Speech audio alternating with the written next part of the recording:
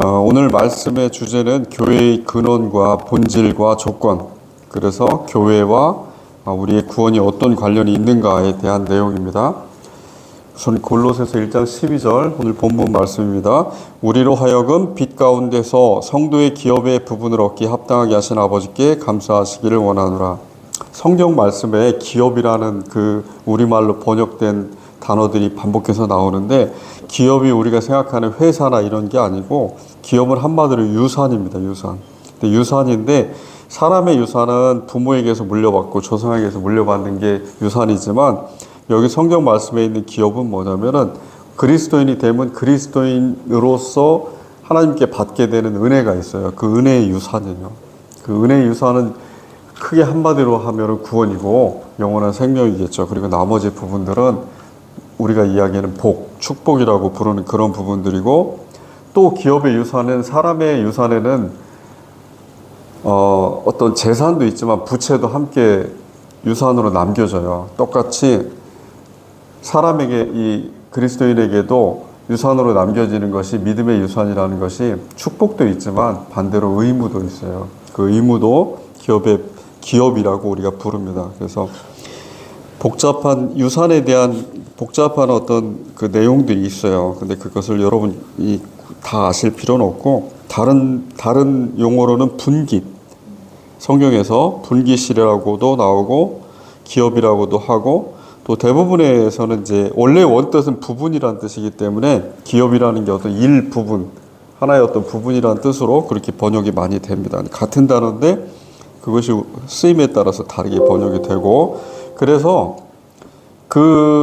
우리가 이제 하나님께 1절에서 우리가 하나님께 받기에 합당한 그 유산이 있어요. 그 축복인데, 그것을 받기에 합당한 상태로 누가 만드셨냐면 하나님께서 그렇게 은혜로 우리를 만드셨고, 13절에 우리를 흑암의 권세에서 건져내사 그의 사랑의 아들의 나라로 옮기셨으니, 14절 아들 안에서 우리가 속량한 곧 죄사함을 얻었도다. 15절 그는 보이지 아니하는 하나님의 형상이시오 모든 피조물보다 먼저 나신 이시니.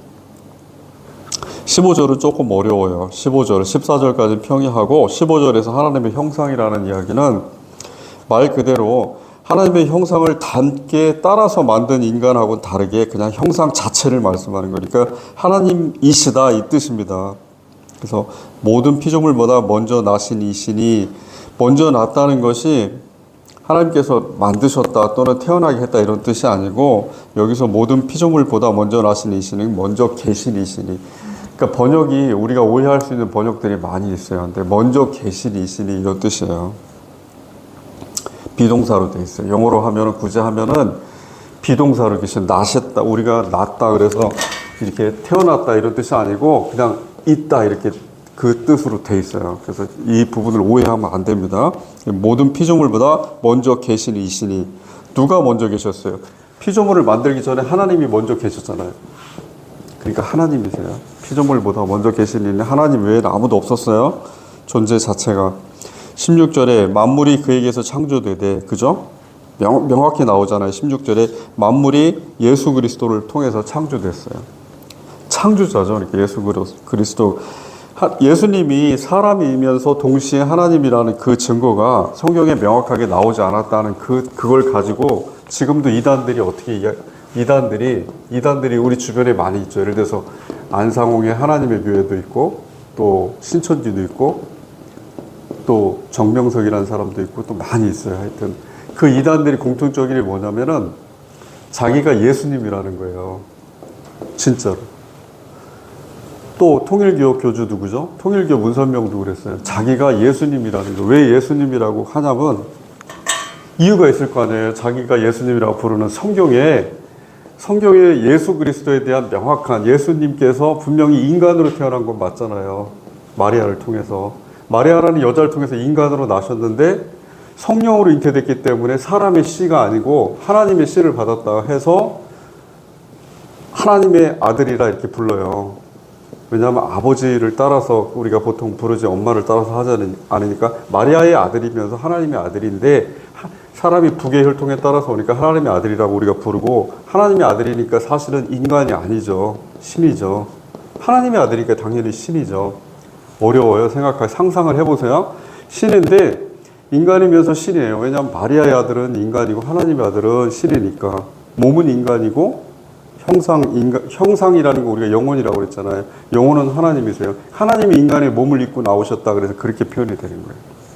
데오도코스 이렇게 부르는데 하여튼 이 부분이 명확하게 성경에 예수 그리스도는 누구누구고 하나님의 영혼이시고 하나님의 영이시고 그 다음에 인간이시다 하는 표현이 사실은 이렇게 지금 나와 있는 것처럼 이렇게 약간 간접적으로 표현이 되어 있어요. 보이지 않는 하나님의 형상이다. 그게 창조됐다. 그러다 보니까 명확하게 예수 그리스도는 하나님이다 이런 표현이 없다 보니까 이 사람들이 그걸 이용해요. 악용해서. 그 다음에 또 하나 약속이 뭐냐면 성경에 예수님께서 마태복음 28장 사도행전 1장에 보면은 예수님께서 죽음 후에 3일 있다 부활하시고 그 다음에 제자들을 갈릴리 바닷가 호숫가 옆에서 만나셨어요. 그 다음에 하늘로 승천해서 올라가셨는데 오시면서 뭐라고 하셨냐면은 다시 오신다고 약속을 하셨어요. 그걸 우리가 재림이라고 그래요.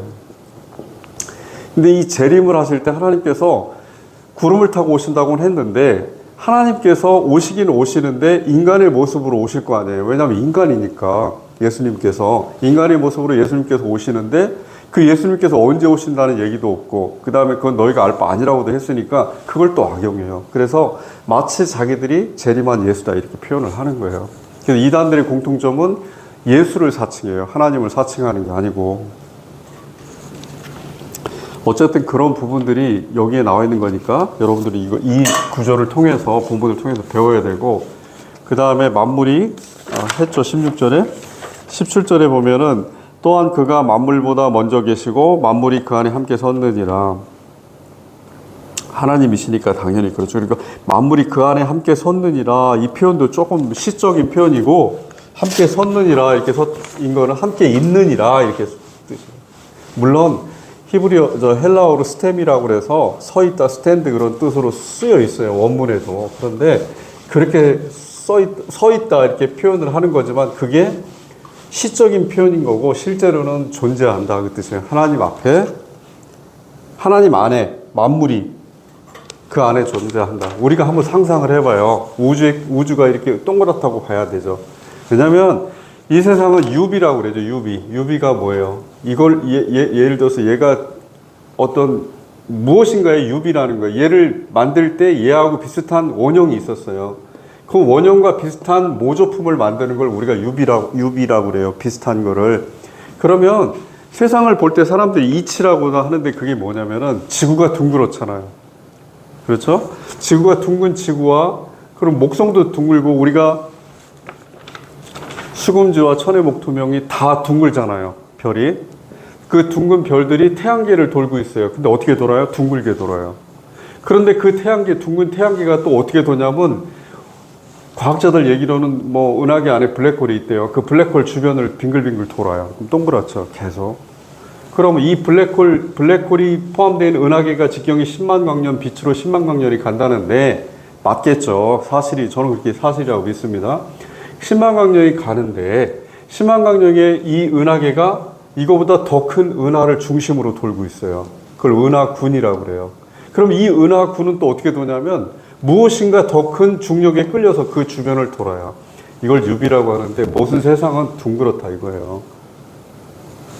우주를 상상할 때, 그러니까 이거는 우리가 그냥 상상입니다. 네모날 수도 있고 삼각형일 수도 있고 여러 가지 도형일 수도 있는데 우주가 분명히 둥그렇다 이렇게 생각을 하는 거예요. 과학자들이. 왜? 유비가 그렇게 돼 있으니까. 만물이 그렇게 형성이 돼 있으니까.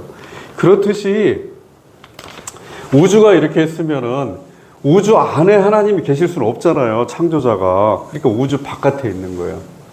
그래서 우주 바깥에 있으니까 세상은 하나님 안에 들어있잖아요. 그래서 하나님 안에 서 있다. 이렇게 시적으로 표현을 한 거예요. 저자가, 바울이. 만물보다 먼저 계시고 그 안에 함께 서 있느니라, 존재하느니라. 그는 몸인 교회의 머리시라. 그가 근본이시요 죽은 자들 가운데서 먼저 나신 이시니 이는 친히 만물의 으뜸이 되려 하심이라. 이제부터 이제 교회론이 시작돼요. 교회가 무엇인가 하는 것이 시작이 돼요. 교회가. 왜 오늘 말씀이 교회론, 교회와 구원이라는 제목으로 그렇게 선포가 되냐면은 우리가 교회가 복수잖아요. 복수. 다수라고 하죠. 여럿이잖아요. 교회가. 그러니까 회라고 부르잖아요. 우리가 모임이라고, 공동체라고 부르잖아요. 공동체라고. 그게 교회예요. 근데 이 복수성이 원래부터 처음부터 교회라는 것이 마치 우리가 교회는 어떻고 교회는 이렇게 부르는데, 교회라는 것을 마치 어떤 하나의 개체처럼, 생명체처럼 이렇게 부르잖아요. 그렇지만 원래 교회 생각을 시작해 보면 교회가 하나님 한 분에서 시작된 거죠. 예수님께서 교회의 머리시니까 예수님이 근원이에요. 그럼 한 분이시잖아요. 그 한 분의 예수님을 통해서 구원받은 한 사람 한 사람이 모여져서 교회라는 이름으로, 원래는 교회, 그렇게 우리가 부르는, 우리는 한글말로 번역할 때 교회 이렇게 부르지만, 예를 들어서 영어의 처치나 뭐 독일어의 키르해 이렇게 부르는데, 이런 단어들은 원래는 다 뭐냐면 그냥 하나를 뜻하는 거예요. 하나를 뜻한다기보다 우리가 부르듯이 이런 교는 따르는 거니까 그 회라는 공동체성이 여기 안 들어있어요. 원래 말에는. 그러니까 우리가 어찌됐든 우리 기독교인들이 생각할 때는, 특히 이제 우리 개신교라든가 카톨릭에서 생각할 때, 카톨릭 교회라고 부르는데, 생각할 때는 이렇게 복수성이 여럿이 있으니까, 그러니까 회라고 부르자 해서 번역을 할 때 교회 부르지만, 원래 이름 속에는 교회라는 의미가 있는 것이 아니고, 뭔가 이게 원래는 이런 뜻이에요.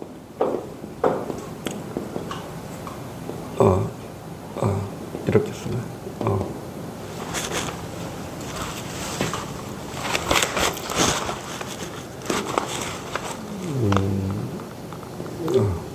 이렇게 써요. 그래서 에클레시아 이렇게 써요. 에클레시아가 뭐냐면은 이게 아웃이고 이게 칼레오라고 그래서 부르다 이 뜻이에요. 밖으로 불려진 사람들이에요. 이게 원래 교회라는 이름이에요. 히브리에 나와 있는, 바울이 쓸 때, 예수님께서 쓰실 때, 성경에 나와 있는 모든 저자들이 쓸 때 원래 이름은 에클레시아. 그러니까 너희는 교회다 이렇게 부르면, 우리는 교회다 이렇게 번역을 하지만 너희들은 에클레시아다 이렇게 번역이 되어 있어요. 원래 뜻이. 그럼 너희는 밖으로 부름받은 존재다, 부름받은 사람이다 이런 뜻이에요. 그래서 교회의 복수성과 단수, 교회가 이렇게 복수고 또 하나의 우리 한 사람 한 사람 구원받은 사람들에서 무엇에서 시작됐는가 하는 그 교회의 근원이, 교회를 우리가 생각할 때 굉장히 중요해요. 그래서 말씀드린 거고, 교회는 하나님이 보시기에, 우리는 교회를 부를 때 너희는, 바울도 이렇게 부릅니다. 너희는 또는 우리는 이렇게 복수로 부르지만, 실제 너희는 어떻게 살아라, 너희는 무엇을 해라, 너희는 어떤 존재다 하고 명령을 내리거나 또는 그 존재에 대해서 정의를 내릴 때는 다 하나하나 개체한테 얘기를 해요. 너희는 하나님 앞에서 정결해라 그러면 집단한테 얘기를 하는 거지만, 사실은 집단 안에 들어있는 한 사람 한 사람한테 얘기하는 거예요. 이게 굉장히 중요해요. 무슨 얘기냐면, 교회가 먼저 교회라는 덩어리가 뚝 생겨나고, 이 덩어리에 포함이 됨으로 해서 여기에 포함되는 사람이 교회라는 덩어리의 어떤 혜택을 받는 게 아니에요.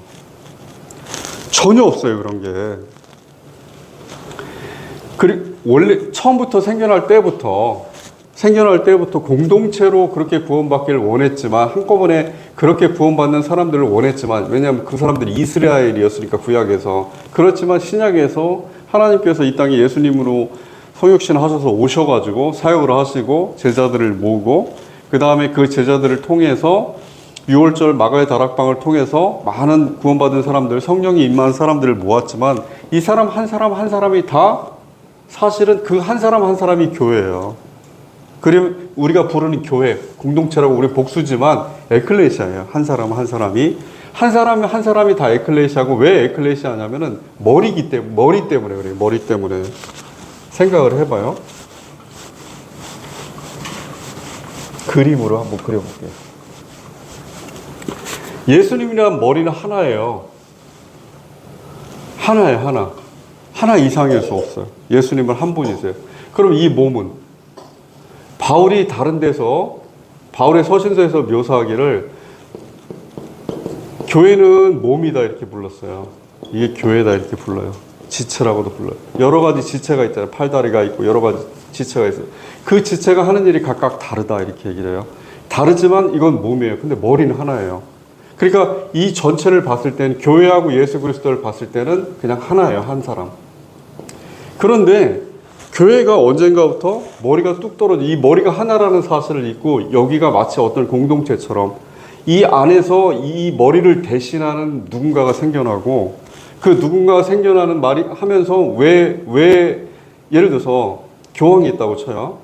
교황이 예수 그리스도를 대신해요. 이 교황의 원형이 뭐냐면 서기 1에서 3세기에는 감독이라는 직분이에요. 이 감독이라는 사람들이 뭐냐면 각 지역에 예를 들면 서울, 부산, 대구 각 지역에 있는 지도자들이에요. 교회를 대표하는 이 지도자들이 뭐라고 얘기를 했냐면 교부들이라고 하는데 우리가 교부 이렇게 불러요. 교회의 아버지다. 카톨릭적인 이름이에요.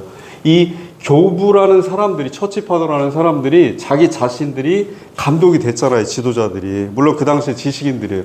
됐는데 이 사람들이 자기 자신이 뭐라고 불렀냐면 머리이신 예수님 하나님의 말씀을 대언하는 사람들이다 이렇게 불렀어요. 대언자들이라고. 근데 그럴듯해요. 예수 그리스도의 말씀을 하나님의 말씀 성경에 있는 말씀을 대언해 주는 사람이다 하니까 그냥 입으로서 대언하 자기의 주체성 자기 인간 개인의 어떤 개인성은 사라지고 그냥 입으로서만 남아있으면 이 말이 맞아요. 왜냐하면 제가 지금 얘기하는 게 물론 제 생각이 들어있지만 저는 최대한 하나님의 말씀 그대로 온전하게 전달되길 원하거든요. 그럼 난 입만 살아있는 거잖아요. 내 머리는 내가 지배하는 게 아니고 나라는 사람이 있는 게 아니고 하나님께서 예수님께서 머리로서 나를 지배하셔야지만 온전하게 설교가 되니까. 근데 그 입으로서 살아남는 그 사람들이 언제부턴가 이상하게 그냥 스피커로서 대언자로서 그렇게 남아있는 게 아니고 이 사람들의 사람 자체가 입으로서 남아있는 이 감독이라는 개인 자체 교황, 주교, 그 다음에 사제, 목사, 감독, 장로 이 직분들이 그 사람 자체가 진짜 대언자가 되어버렸어요. 그러니까 예수님이 머리로 여기 분명히 계시고 이 머리로 계시지 않는 이상 몸이 될 수가 없는 게 교회의 본질인데 그 본성이 사라져버리고 이 머리가 어딘가로부터 사라지고 머리는 보이지 않는 어떤 그 기억 속에 남아있는 존재? 숨은 하나님이라고 불러요. 카톨릭에서는. 진짜. 숨은 하나님이라고 불러요. 숨어 계시고 교회는 겉으로 세상에 드러나 있기 때문에 이 교회가 전부다 이렇게 얘기를 하고 그 교회 전부인 교회 이 세상에 남아있는 신앙의 공동체로서의 전부인 교회의 머리는 교황이 되어버리는 거예요. 또는 우리같이 이렇게 개신교 같은 경우에는 목사가 되어버리는 거예요. 담임 목사가. 그래서 더 이상 그때부터는 이제 헷갈리는 거예요. 사람들이. 저 사람이 분명히 스피커인데 그냥 대언자 하나님의 말씀을 얘기하는 말을 하는 사람인데 이 사람들이 하나님의 머리처럼 진짜 하나님 예수님처럼 교회 머리이신 예수님처럼 그렇게 예수님의 말씀을 전하고 그 말씀을 전하는 거에 본인들도 헷갈리는 거죠. 왜냐하면 성경에 있는 말씀을 설명하기 위해서 저도 마찬가지지만 여러 가지 다른 생각들을 첨가하게 되면은 이걸 설명하게 되면 내 생각이 들어가요. 내 생각이 들어가면 그 내 생각은 하나님의 머리이신 예수님의 생각이 아니잖아요. 그런데도 내 생각이 들어갔는데도 그 내 생각조차도 예수님의 말씀이라고 하는 성경 말씀에 포함돼 가지고 첨부돼서 같이 사람들에게 선포돼요. 그럼 사람들은 그 얘기를 들으면서 마치 내 생각이 나의 판단이 예수님께서 그렇게 성경에서 말씀하시는 거에 해석이구나 이렇게 착각을 해요. 그래서 무슨 일이 생기냐면은 이제부터는 그것을 이야기하는 평신도 일반 성도들이 알지 못하는 것을 하나님의 말씀을 자세히 풀어서 이야기하는 저 지도자, 소위 교회에서 머리라고 하는 저 지도자는 바로 진짜 예수님의 대언자같이 돼버리는 거예요. 지위가. 그래서 이 사람을 섬기게 돼요. 이게 카톨릭 교회의 시작이에요. 개신교는 처음에 이걸 깨기 위해서 루터와 칼빈과 수많은 종교 지도자들이 그 교황제를 깨기 위해서 이렇게 잘못된 교회의 구조, 변질되고 왜곡되어 버린 이 교회를 깨기 위해서 루터와 칼빈과 같은 수많은 개혁자들이 나타나서 이걸 혁파하겠다고 해서 종교 개혁을 일으킨 거예요. 개혁이 다른 말로 혁명이에요. 혁명. 이게 레볼루션이라고 그래요. 진짜로. 이 종교 개혁을 해가지고 뚫쳐 나왔는데 개혁을 하고 나서 처음에는 사람들이 자유롭게 마치 억압된 정권에서 해방된 사람들처럼 자기 말을 막 할 수 있었어요. 그러다가 점점 다시 돌아왔어요. 공동체로. 그래서 지금 교회는, 개신교 교회는 말은 회중 중심이고, 회중이라는 게 교회 공동체 사람들의 민주주의처럼, 그 다음에 또 여러 가지 본질적으로는 그 성경에 나와 있는 베드로가 이야기하는 왕 같은 제사장이고 그런 존재들로서의 모임이라고 이야기를 하지만 실제 교회 공동체의 구조라든가 여러 가지 그 교회에서 하나님의 말씀이 무엇이다 하고 선포하는 내용이라든가 그 다음에 그 행정적으로 처리되는 어떤 사안에 대해서 결정을 해가지고 그걸 집행하고 결정하고 하는 그 모든 것들이 다 이 머리라고 부르는 대원자들, 소수의 사람들 또는 그 교회의 지도자들, 카톨릭으로 치면 교황, 주교, 이 사람들의 결정에 의해서 운영이 돼요. 그래서 그러다 보니까 본질적으로 이제는 더 복잡한 문제가 뭐냐면은 우리가 구원을 받고 이렇게 이야기를 하지만 구원은 마지막까지 완성되는 그 과정을 이야기하는 것을 구원이라고도 하고 실제로 구원은 마지막에 우리가 받게 될 거지 지금 현재는 우리 이렇게 하잖아요. 지금 현재 우리가 구원의 세계에 들어왔지만 아직 받지 않았다 이렇게 얘기를 해요. 그래서 구원 받았다고 우리가 믿는 그리스도인들이고 그렇게 삶을 살지만 우리가 구원을 받는 것은 죽음 이후의 세계이기 때문에 아직이라고 이야기를 해요. 그럼 무슨 얘기냐면 누구든지 그게 교황이라는 누구든 아니면 개신교의 목사 누구든 그 구원을 받았다고 하는 그 지도하는 그 교회를 지도하는 공동체의 어떤 지도자들도 다 일반 성도들하고 다 똑같은 존재라는 거예요. 그러니까 저도 마찬가지로 다 똑같은 존재라는 거예요. 그 정도의 차이만 있는 거예요. 그 똑같은 존재다 보니까 우리는 우리 안에 이 죄성이 그대로 나와 있어요. 이 죄성이 바울이 고백했듯이 육체 안에 사는 동안, 그러니까 사람의 몸으로 사는 동안에는 안 바뀌어요. 죄성이. 그래서 이런 얘기 하죠. 내가 예수님을 믿기 전에는 나는 어떻게 생각을 했었는데, 아니, 이렇게 얘기를 좀 더 쉽게 설명을 해볼까? 예수님을 믿기 전에는 나는 이렇게 살았어. 근데 예수님을 믿은 후에는 나는 이렇게 삽니다. 왜? 내 생각이 이렇게 생각을 하다가 이렇게 생각하는 예수님의 말씀을 보고 이게 옳다고 나는 믿게 됐으니까 이렇게 바뀌었습니다. 이렇게 얘기를 해요. 근데 그 이야기들의 대부분은 뭐냐면은 행동과 관련이 있어요. 예를 들어서 내가 굉장히 험한 삶을 살았어요.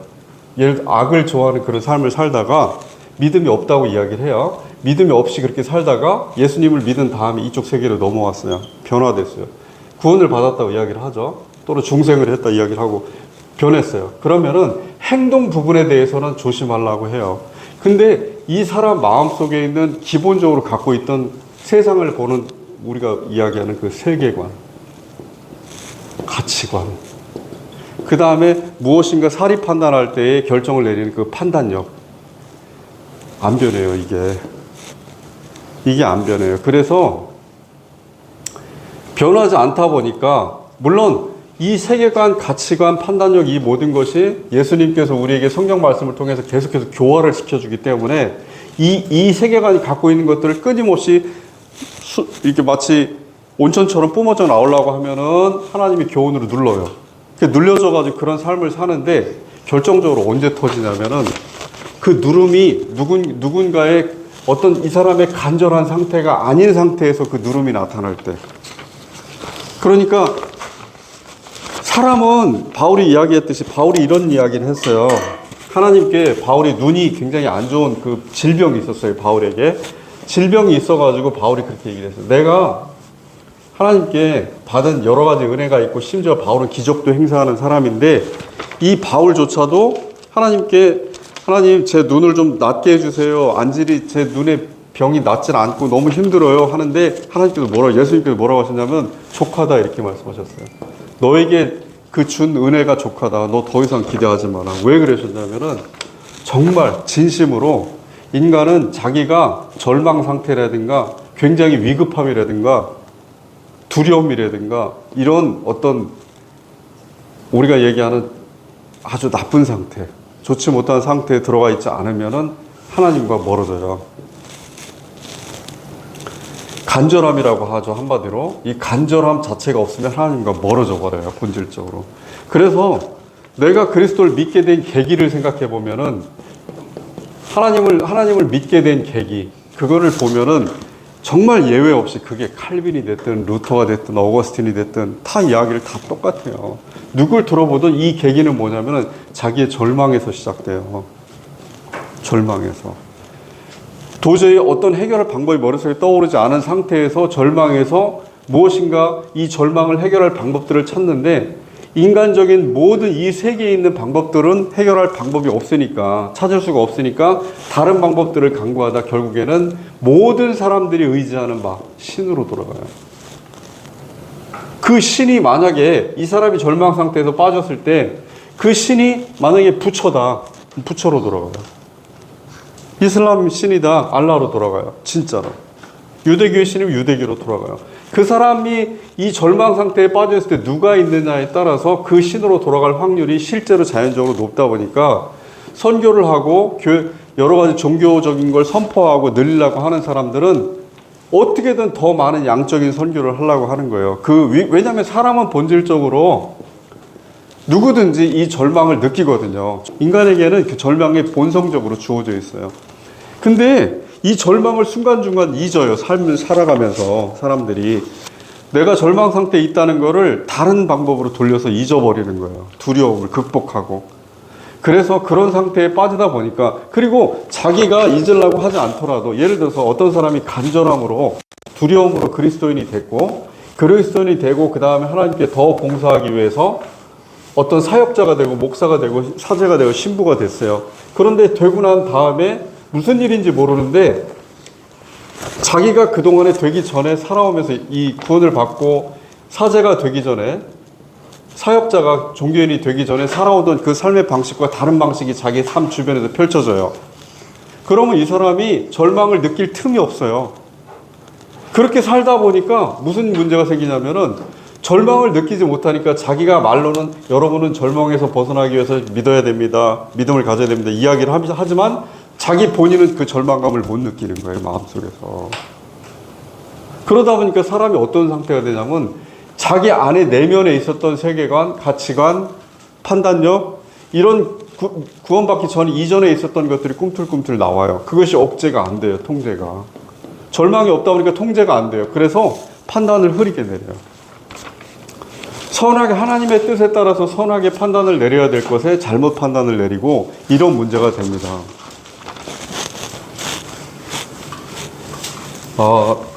성경에 나와 있는 내용을 말씀드리고 싶은 거고, 누군가를 비판하는 게 아니에요. 제 자신에 대한 이야기고, 성경에는 이런 이야기들이 많이 나옵니다.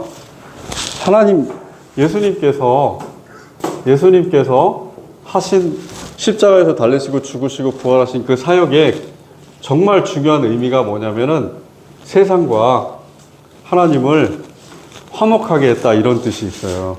화목하게 했다. 세상과 하나님의 사이를 평화롭게 했다. 이 피조물이죠. 피조 세계. 그런데 여기에 중간자로 누가 들어가시냐면, 예수님께서 십자가에 달리셔서 돌아가심으로 해서 하나님과 피조 세계가 원수가 돼 있는 상태가 됐는데, 원수, 대적이라고 돼 있는데, 아마 그게 본문에 나와 있죠. 여기 보면은 21절에 너희가 전에는 악한 행실도 마음으로 원수가 되었다, 이렇게 나와 있어요. 원수였어요. 근데 원수가 원래 성경 말은 대적, 적으로 이렇게 표현이 됐어요. 근데 원수로 우리 강조를 했죠. 이런 상태가 됐어요. 이런 상태가 된 건 당연히 지금까지 여러분께 말씀드렸듯이 아담과 하와에서 시작된 거예요.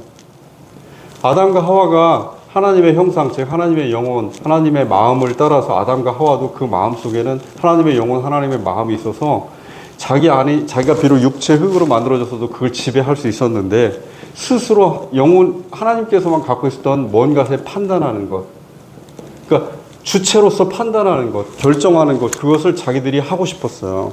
그래서 이 판단에 대한 거는 내게 맡기고 너희는 그냥 내 판단 아래에서 행복한 삶을 살아라 하고 만들어 놨더니, 나도 판단할래요 하고 우리가 상징으로 표현하는 그 선악과를 따먹은 거예요. 이 선악과를 따먹었다 하는 것이 동화 이야기가 아니고 그냥 판단하는 그 능력을 내가 취하겠다 하는 거예요. 근데 원래부터 인간에게 주어져 있었던 거겠죠. 그 능력을, 판단하는 능력을 했는데, 문제는 그 판단하는 능력이 육체에 관한 이 세상에 대한 판단이기 때문에 그렇잖아요. 영혼에 대한 판단이 아닐 거 아닙니까? 영혼이란 하나님의 형상으로 지어진 자기 영혼에 대한 판단이 아니고, 물론 영혼에 대한 판단도 들어있지만 이 세상 만물에 대한 판단일 거 아닙니까? 다른 타인에 대한 판단, 자기 자신, 육체를 입은 자기 자신에 대한 판단. 아담은 이브를 판단하고 이브는 아담을 판단하고, 어찌됐든 무엇이 무엇을 판단하고, 나무가 돌을 판단하고, 사자가 뭐 새끼 사슴을 판단하고, 무엇이 무엇을 판단하든 다 이 세상에 있는 피조 세계관의 판단이잖아요. 그죠? 그 판단이 이루어졌어요. 근데 판단이 이루어졌는데 이 선악과 옳고 바름과 이런 정의와 이런 것을 판단하는 것이 하나님의 판단이었을 때는 육체적인 것에 영향을 안 받으니까, 하나님은 영이시니까 이것 때문에 판단이 흐려지거나 잘못되거나 하는 문제가 없었어요. 그런데 아담과 하와는 육체를 입은 피조물로 만들어진 상태에서 판단을 하다 보니까 판단이 육체에 끌려가요. 판단하는 것이, 모든 것이 바르게 판단하고 싶어도 육체가 붙잡아 당기면은 바르게 판단을 못해. 이런 거죠. 예를 들어서 윤리적으로도 내가 누군가를 도와줘야 되는데 내가 먼저 급한 거예요. 뭐가 급해요? 내 배고픔, 아니면은 내 처의 배고픔, 내 가족의 배고픔. 다 뭐냐, 한마디로 육체의 배고픔들이에요. 그리고 육체의 그 정욕이라고 우리가 부르는, 그 지난번에 얘기했죠, 열망이라고. 이것 때문에 피조 세계에서 이루어지는 모든 판단은 왜곡돼 버려요. 이게 변질되고 선악을 정확하게 판단하는 게 아니고 잘못된 판단을 내리게 돼 있어요. 근본적으로 하나님이 내리시는 그 판단과 다른 거예요. 그러다 보니까 이 판단을 하는 그 선악과를 먹은 인간 세계 자체, 아담과 하와라는 인간뿐이 아니고 인간이 살아가는 터전으로 만들어 놓은 만물 자체가 다 왜곡돼 버렸어요. 인간이 타락함으로 해서 만물이 함께 타락해 버렸다니까요. 그렇게 표현되는 게 성경에서 그렇게 표현이 되고 있습니다. 그러면 이 모든 타락한 피조물, 지금 보면은 우리가 잘못하는 게, 간과할 수 있는 게 뭐냐면은 하나님과 인간의 화목, 이렇게 이야기를 하지만, 그리고 우리가 투쟁을, 이 본문에 나와 있지 않지만 모든 것이 투쟁 가운데 있어요. 투쟁 가운데서. 토마스 홉스라는 사람이 리바이어던이라는 책을 썼어요.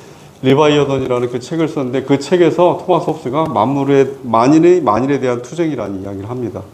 모든 존재하는 것들은 생존하기 위해서 다른 존재하는 것들과 투쟁을 한다, 이렇게 이야기를 해요. 근데 그게 엄연한 사실이에요. 누구든지, 심지어 영혼이라든가 정신이 없는 이런 물질들도 자기가 생존하기 위해서 투쟁하고 있는 거예요. 사실은 모든 것들은 투쟁을 하고 있어요. 무슨 얘기냐면은 모든 만물은 아담과 하와가 타락한 인간의 타락으로 인해서 만물이 다 타락을 하게 됐고, 타락한 그 타락으로 인해서 인간만 봐도 사람이, 어떤 사람이 있으면 그 사람 안에는 하나님의 형상이 여전히 남아 있어요. 그리고 그 형상과 다르게, 형상이 정신이잖아요. 정신, 생각하는 것. 그 형상과 다르게 타락한 정신이 또 있어요. 이거를 어떻게 보면 이걸 영이라고 부르고 이걸 혼이라고 부르고 이런 사람들도 있지만, 그렇게 부를 필요 없이 그냥 똑같이 다 형상이라고 보면 돼요. 형상이, 하나님의 형상이 여전히 남아 있어요. 인간에게는.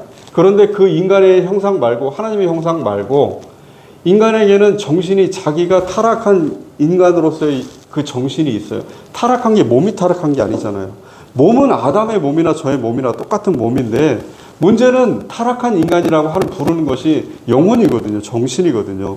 이 정신이 타락을 했는데, 이 타락한 정신, 영혼과 타락하지 않은 하나님의 형상으로서 영혼이 내 안에서 둘이 싸워요.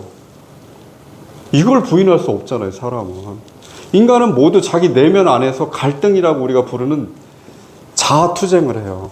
계속 자기 안에서 두 사람이 싸워요. 근데 마치 그 영화에 나오는 그 골룸처럼 싸워요. 그런데 자기 안에 그 싸움이 어디로 확장되면은 나와 타인 간의 싸움으로 확장이 돼요.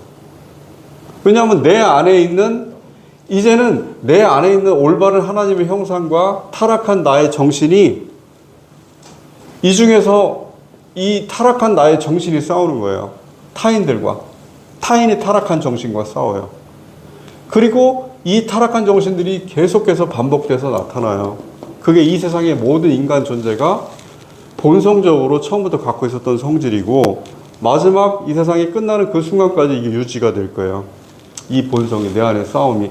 내 안의 싸움이 있고, 내 안의 싸움이 타인과의 싸움으로 확장이 되고, 타인과의 싸움이 엉뚱한 생물들, 동식물들, 그 다음에 이런 어떤 물질들과의 싸움으로 그냥 내비둬도 되는, 그렇게 되는, 우리가 자연을 지킨다는 것도 사실은 원래 창조 상태를 보호하는 것과 굉장히 관련이 있기 때문에 환경도 우리한테 중요한 문제예요. 그래서 그렇게 싸움이 이루어지고, 이 싸움이 만물의 싸움이 일어나요. 그러면 우리가 이야기하는 21절에 화목, 20절에 화목이라고 우리 부르는 그 화목함은 사실은 하나님과 만물과의 화목이고, 하나님과 만물과의 화목은 하나님과 만물과의 양자의 화목뿐이 아니고 만물들 간의 화목을 이야기하는 거예요.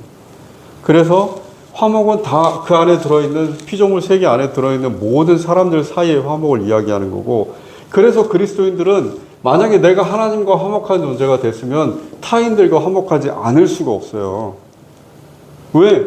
내 안에 있는 타락한 영혼이, 하나님의 형상이, 타락한 형상이 사라지게 그렇게 누르고, 하나님의 원래 형상, 하나님으로 돌아가고 싶어 하는 내 안에 남겨져 있던, 꿈틀대던 그 숨겨져 있던 그 형상이 툭 하고 나온 거거든요. 중생한 거거든요. 그러다 보니까 이 형상은 하나님을 따라서 가려고 그러고, 하나님은 늘 화평한 세계를 원하시니까 그동안 내가 타락한 형상이 다른 타락한 타인들과 싸우고, 또 내 안에서 내 자신과 싸웠던 것들이 끝나버리고 내 안에 화목을 이루기 때문에, 내가 하나님과 화목하다고 하면서 타인들과 어떻게 불화가 일어나요? 이 말 자체가 안 되는 거예요. 그래서 바울도 계속해서 할 수만 있다면 모든 사람들과 화평하다 이렇게 부르는 거고, 그런데 보면은 그게 안 되잖아요. 안 되는 것보다는 자기 안에 타락한 본성이 절망에 의해서, 그러니까 그리스도인들은 신앙이 생기더라도 끊임없이 절망이 없으면 다시 그 안에 숨겨져 있던 타락한 자기의 영혼 형상이 꿈틀꿈틀 올라와요. 그래서 그 타락성이 계속 나타나고, 심지어 그 타락성이 마음으로는 하나님의 뜻이 무엇인지를 알아도 내 타락한 영혼이 육체의 지배를 받기 때문에 육체의 소욕을 따라서 하나님의 뜻을 따르지 않고 육체의 소욕을 따라서 내리는 결정을 해요. 그래서 그리스도인들이, 교회가 많은 세상으로부터 지탄을 받는 거고, 그런 현상이 나타나는 거예요. 그게 이 관계를 잘 이해하지 못하고 이 지혜를 모르면은 계속 반복적으로 나타날 수밖에 없어요. 그런데 이걸 제가 이렇게 여러분들에게 말씀한다고 해서 알려드리고, 성경에 나와 있는 것이 어떤 바울의 지혜다 하고 이렇게 이야기를 한다고 해서 해결이 안 돼요. 이 문제는 믿음으로 해결됩니다. 안 돼요. 또 하나님께 기도하면 해결됩니다. 안 돼요. 무엇으로도 안 돼요. 그냥, 그럼 뭐가 중요하냐? 반문하시겠죠. 뭐가 중요하냐면 진실이 중요한 거예요. 진실이. 빛으로 드러남이 중요한 거예요. 드러남이. 왜 하나님께서 진실, 사실, 너희는 진실되라 이렇게 이야기를 하냐면, 사람이 자기 자신을 노출시키면, 드러내버리면, 내가 내 자신에 대한 실제 정체성, 나의 사실, 나의 진실, 나의 어떤 실제, 이것을 그대로 드러내면은 더 이상 숨길 수가 없어요. 내 안에 있는 가치관이, 내 안이 가치관이, 세계관이, 내가 바라보는 세상이 어떻다 하고 드러내버리면, 그러면은 무엇이든 외부에서 올바른 영혼들이 찾아와서 이걸 해결해 주려고 그래요. 성령도 마찬가지고, 하나님께서. 그런데 내가 내 스스로 내 안에서 숨어버리고, 내 안에 있는 가치관을 가려버리고, 겉으로 밖으로 드러나는 것은 굉장히 정직하고, 나는 믿음의 사람이고, 나는 올바른 사람이고, 내 판단은 옳다, 하나님의 뜻이다. 그건 말뿐이잖아요. 내 삶 자체는 계속해서 숨겨져 있기 때문에, 왜냐하면 내 스스로 내 정체성, 나의 본성을 숨겨놨기 때문에, 나 자신에게도 숨기고 또 타인들에게도 가리고 숨겼기 때문에, 진실되지 못하기 때문에 결국에는 뭔가 문제가 해결돼야 되는데 해결될 수가 없는 거예요. 이게 계속해서 반복돼서. 그래서 이 세상이 종교가 있고 교회가 그렇게 많고 카톨릭이 그렇게 많고 또 그 많은 책들이 있고 교황들이 또는 목사들이 주교들이 그렇게 많은 좋은 이야기들을 하고 심지어 성녀들도 나와서 윤리가 어떻고 삶이 어떻고 복이 어떻고 그 많은 이야기를 해도 왜 안 바뀌냐면 이건 말로써 얼마든지 새치 혀로서 가능하잖아요. 자, 혀를 지배하는 게 마음인데 생각인데 마음과 혀가 따로 마음이 의도적으로 따로 할 수가 있어요. 이 혀를 두 입으로 이 성경에 말씀 있잖아요. 하나님 한 입으로 하나님을 찬양하면서 형제를 저주할 수 있어요. 이게 혀예요. 혀는 길들일 수가 없거든. 바울이 이야기한 거예요. 바울이 오죽하면은 바울도 다투고 싸우고 잘못된 말을 많이 했어요. 왜? 자기 생각과 달라요. 물론 지각을 해요. 그게 잘못된다는 걸 느껴요. 그렇지만 그렇게 잘못하는 현상을 바울도 피하고 싶었겠지만 못 피했어요. 그리고 그러면 내가 이 현상을 내가 내 마음과 혀가 따로 움직인다 하는 그 현상을 사람들에게 공표를 해버리고 드러내면은 무엇이든 어떤 식으로든 그 사람이 올바른 삶을 어쨌든 그 사람이 타락한 삶이 아닌 올바른 삶을 가려고 하면 무엇이든 도움의 손길이 와서 그것을 유지하게 해줘요. 그런데 이걸 숨겨버리면은 도울 방법이 없어요. 그러니까 제가 마찬가지 이런 거죠. 제가 사람들 앞에서 좋은 이야기를 많이 해요. 근데 내 안에서는 이 메커니즘, 해결 안 되는 이 메커니즘이 계속 나를 억누르고 있어요. 그래서 내가 어떤 순간에는 내 육체의 소욕, 정욕에 따라 지배에 따라서 하나님의 뜻을 머릿속으로는 알지만 나의 육체의 정욕에 따라서 하나님의 뜻을 딱 거부해버려요. 그 현상이 생겨요. 그래서 다른 많은 사람들이 볼 때 저게 합리적인가? 저게 정말 성경에 나와 있는 말씀하고 다른 행동을 하네? 하는 그게 나타나요.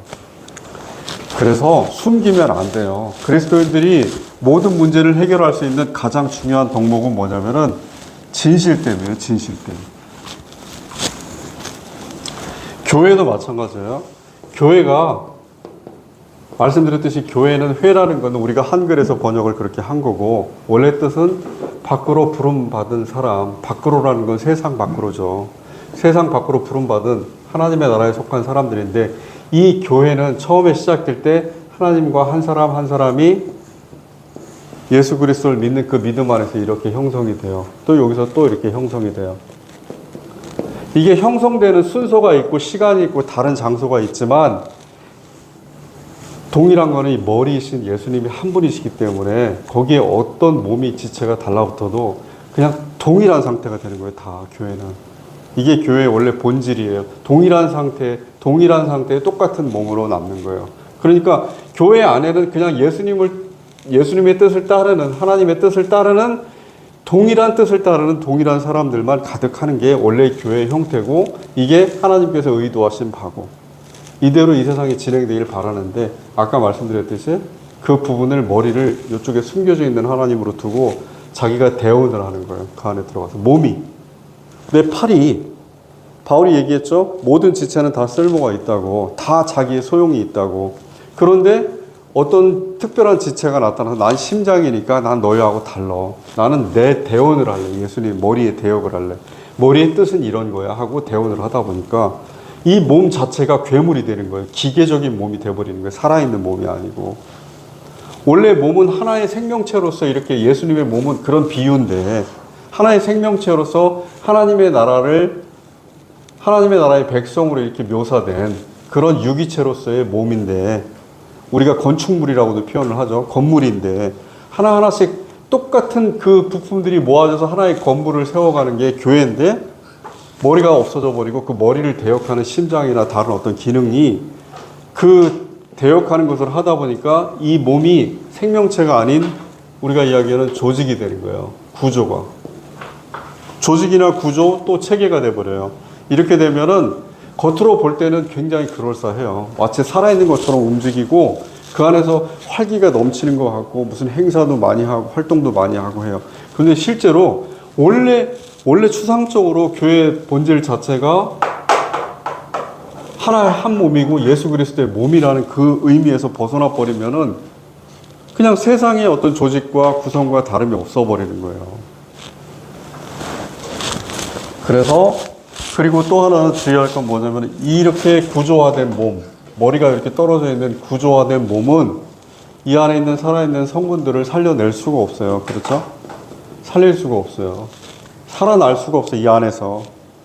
예수 그리스도하고 붙어있지 않으면 예수 그리스도의 몸이 아니기 때문에 교회는 의미가 없어요. 교회에서 아무리 지나간 추억의 이야기처럼 예수님께서 무슨 말씀을 하셨고 뭐라고 얘기를 해도 의미가 없어요. 그러면은 이것을 어떻게 합체시키냐면은 다른 거 없어요. 그냥 있으면 있는 그대로. 내 지금 상태다. 합체가 될지 안 될지 몰라요. 우리가 지금 분리되어 있는 상태라면은 우리 교회가 지금 현재 우리들이 살아가는 교회들이 그게 가톨릭이 됐든 아니면은 개신교가 됐든 가톨릭은 문제가 많죠. 교리상에. 무엇이 됐든 지금 붙을 것이다. 붙을 수 있다. 다시 한 몸으로 돌아갈 수 있다. 우리는 장담할 수가 없어요. 그런데 적어도 우리가 이렇게 분리되어 있다 하는 그 상태를 솔직하게 고백을 하고 진실을 나타내면은 도움의 손길이 와요. 성령님을 통하여서. 적어도 노력하려고, 이렇게 붙이려고 하는 그 노력에 적어도 그런 도움은 온다는 거예요. 그런데 만약에 이걸 사실을 인정을 안 하잖아요? 그럼 영원히 계속 분리되어 있는 상태로 있는 거예요, 계속. 그럴 수밖에 없잖아요. 내가 지금 현재 분리되어 있는 괴물 같은 몸뚱아리만 나와 있고 머리가 없는 비생물체인데 그 생물체라는 사실을 지각하고 느끼면서 인정하기는 싫어요.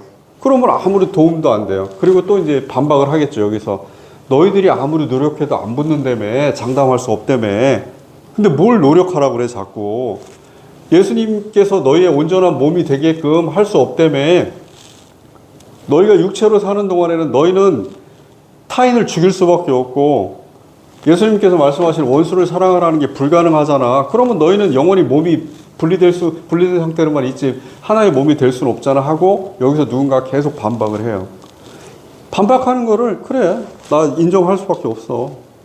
우리는 하나의 한 몸으로 이룰지 예수님께서 사도들과 하나의 한 몸을 이루셨듯이 사도행전에 나온 그 상태가 될지 안 될지 나는 모르겠어. 그런데 적어도 나는 인정을 해. 우리가 분리되어 있다는 사실을.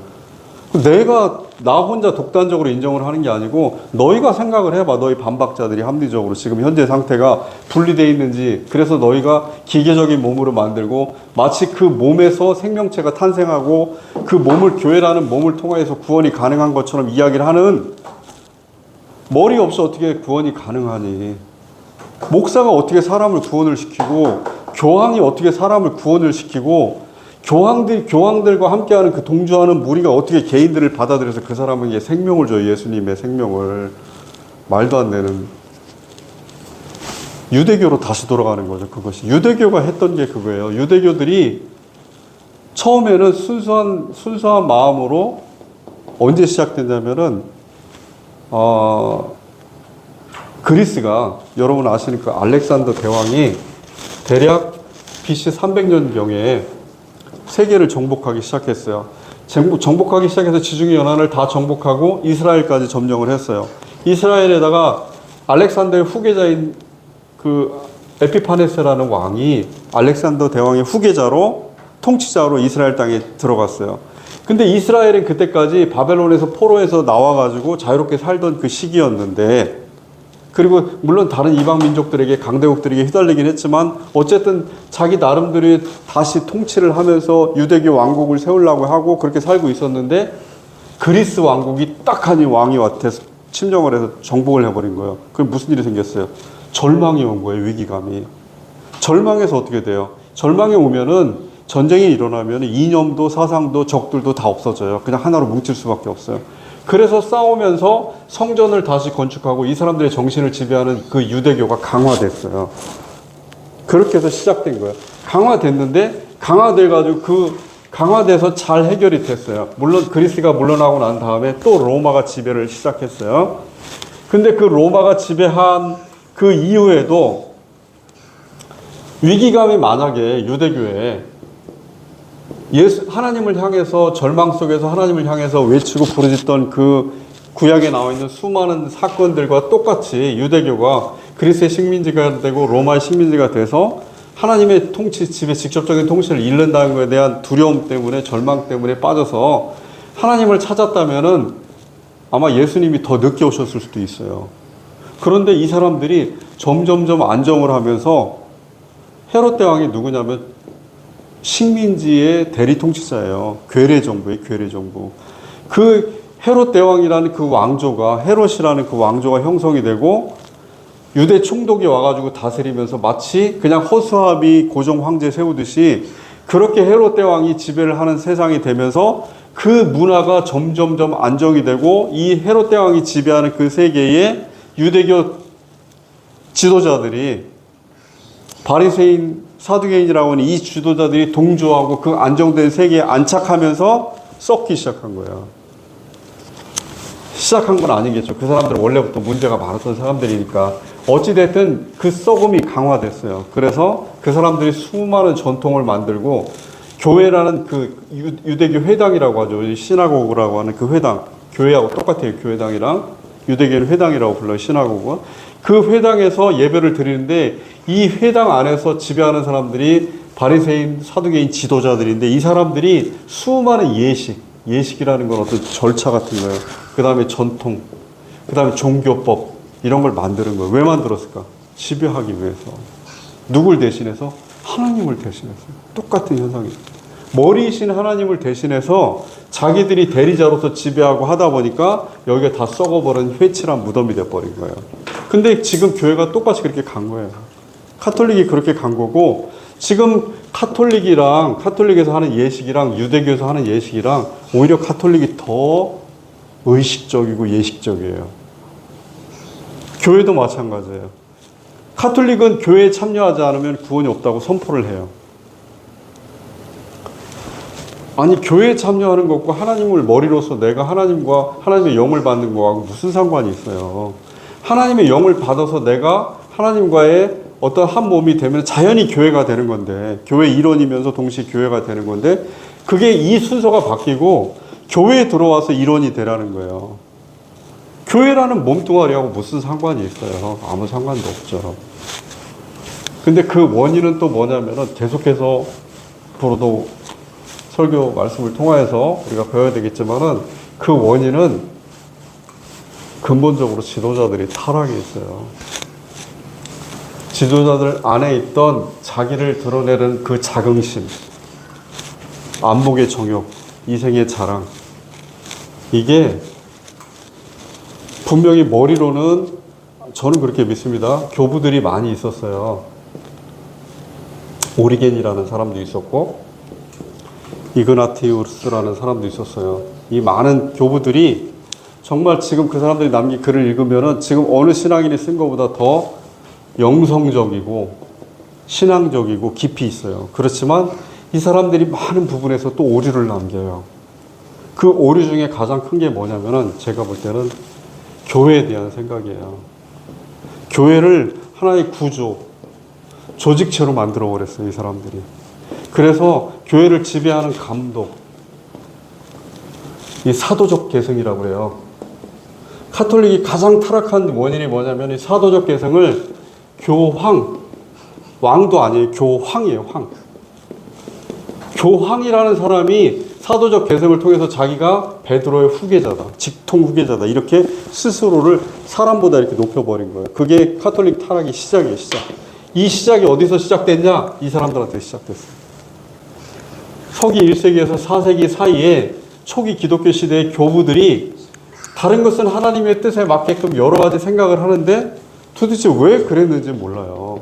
신약 성경에서는 어디에서도 그런 조직적인 교회, 구조적인 교회, 그 다음에 교회 몸뚱아리가 뭔가를 하는 그 자체를 설명한 적이 없는데 바울이 이야기한 건 대부분에 보면은 가정교회, 누구누구의 가족교회, 어떤 작은 애찬들, 그 다음에 거기서 하나님을 기념하고 예수 그리스도께서 잡히시던 날 밤 우리가 성찬이라고 부르는 그것을 기념하고 그 뜻에 따라 살기를 원하는 그게 너희 한 사람 한 사람, 너희라고 부르지만 사실 한 사람 한 사람에게 어떻게 살아라 하는 걸 가르쳤는데 이 뜻을 분명히 성경을 아는 이 누구보다 지식이고 지혜롭다고 하는 이 교부들이 다른 부분은 다 비슷비슷하게 가는데 교회라는 이 부분에서는 개인을 갖다 이렇게 얘기해요. 오리게네스가 이그나티우스인가요?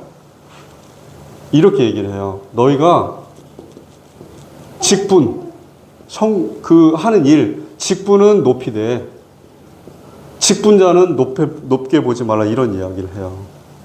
직분자는 그 직분을 맡은 교황이나 감독, 장로, 목사가 장로하고 똑같은 말인데 이 장로나 목사나 감독들은 높이지 말아라. 직분은 거룩하게 여기되 직분자는 높이지 말아라. 근데 그 말을 이그나티우스인가 오리겐이 해요.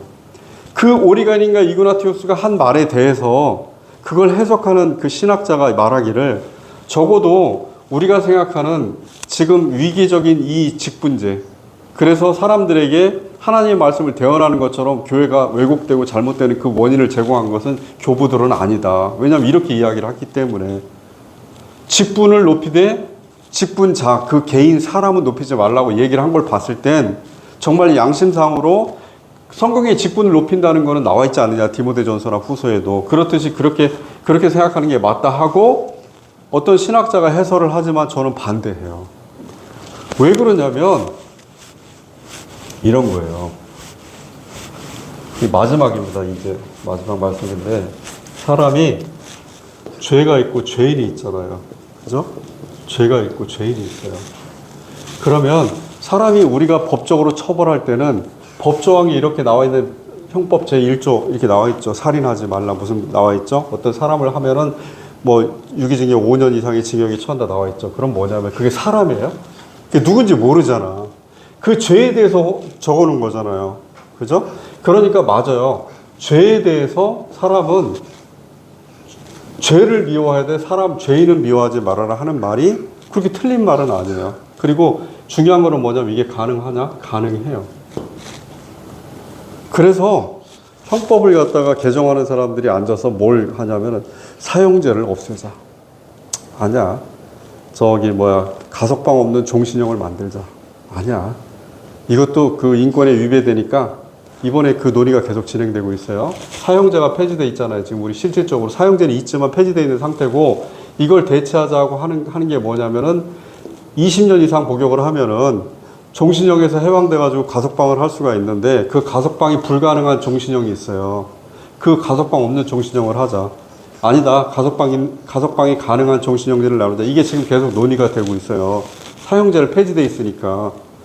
우리는 사형제를 시행하고 싶어요. 일본이나 미국처럼. 그렇지만 사형제를 시행하게 되면 우리하고 거래하는 서양의 국가들이 우리하고 무역을 안 하겠대요. 그래서 우리를 후진국으로 보겠대요. 그래서 어쩔 수 없이 사형제를 집행을 못하고 있어요.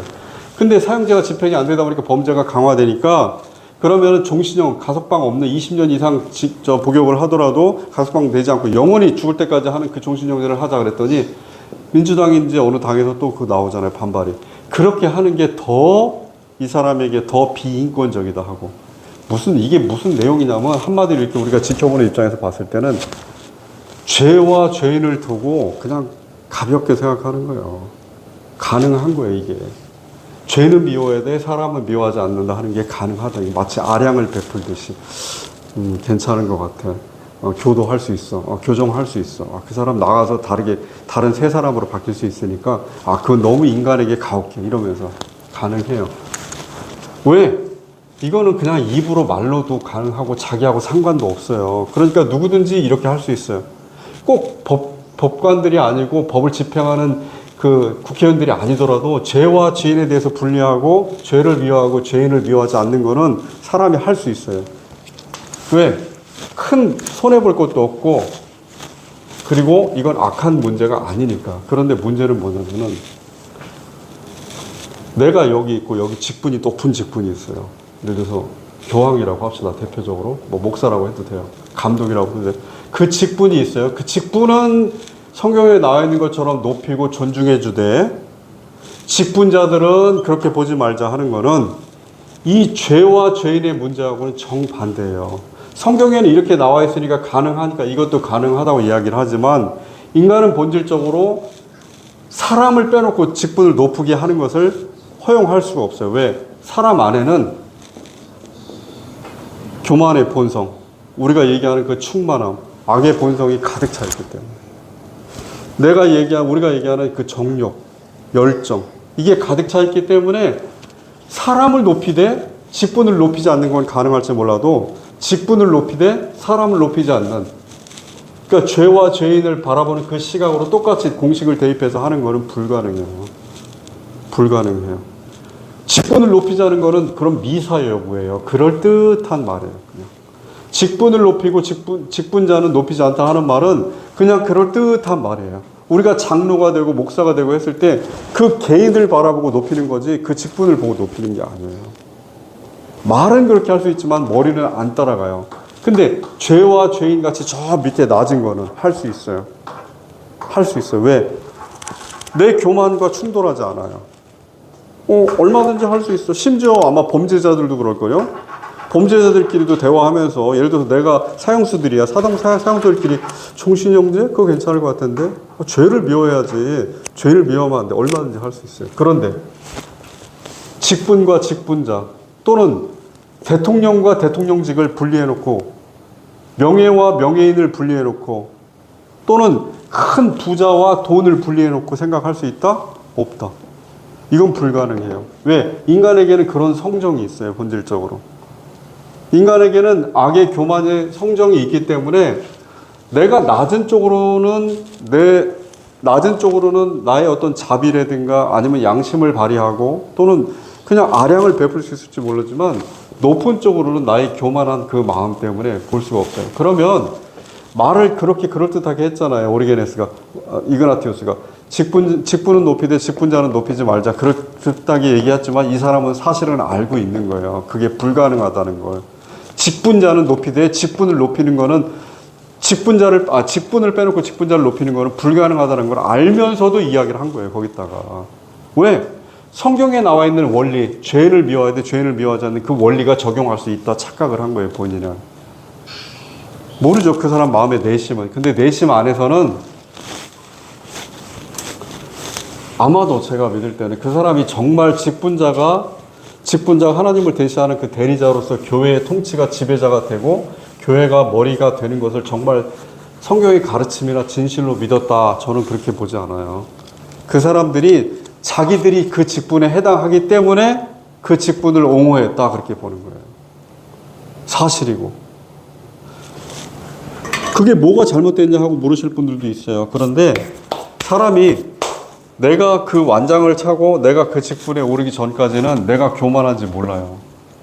근데 그 상태가 되면은 만약에 저에게 엄청난 돈이 생기거나 아니면 저에게 엄청난 높은 직분이 생기거나 하면은 저도 그렇게 될 것 같고 절대 반지를 찬 것처럼 그렇게 변할 거예요. 사람은. 왜? 그 안에 성정에 아무리 믿음이 있어도 변치 않는 기본적으로 육체 안에 죄악된 우리의 본성이 있기 때문에 그래요.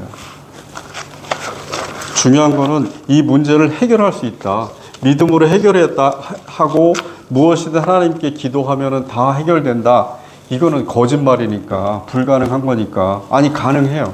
그렇지만 그것이 가능하다 하는 것과 가능한 건 다르기 때문에 중요한 거는 우리가 이 상태에 있다 하는 걸 진실을 드러내고 사실을 있는 그대로 내 자신을 폭로해 버리면은 그럼 어디선가 도움의 손길이 와요. 왜냐하면 폭로했다는 자체는 양심의 고백인 거고 하나님 앞에 내 자신을 빛처럼 드러내겠다 하는 거기 때문에 그 태도가 중요한 거예요. 그리스도인들에게. 진실이 가장 중요합니다. 진실된 신앙생활 하시기를 주님의 이름으로 축원드립니다. 기도하시겠습니다.